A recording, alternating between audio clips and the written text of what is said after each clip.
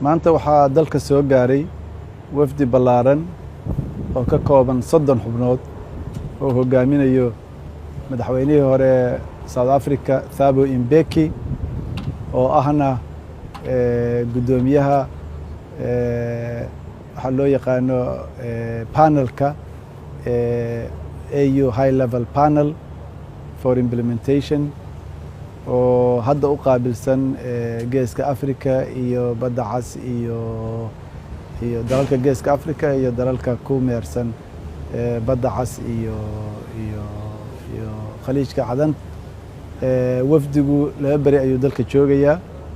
ujeedada socdaalka wafdigu wuxuu ahaa inay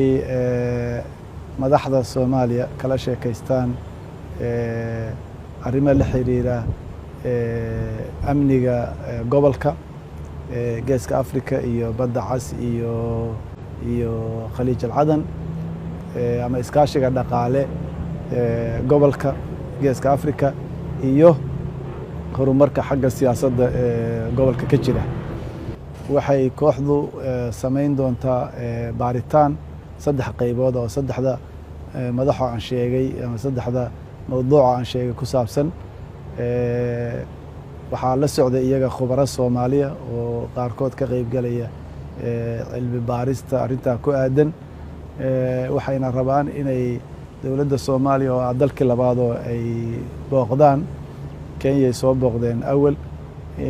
geeska Afrika iyo dalalka khaliijkana waa ku wareegi doonaan ama daliilka badda cas ku teedsan iyo khaliij cadan waxay doonayaan inay arrimahaas baaritaan cilmiya ka sameeyaan ka bacdina ay talo ka soo saaraan loo gudbinayo ururka midowga Afrika.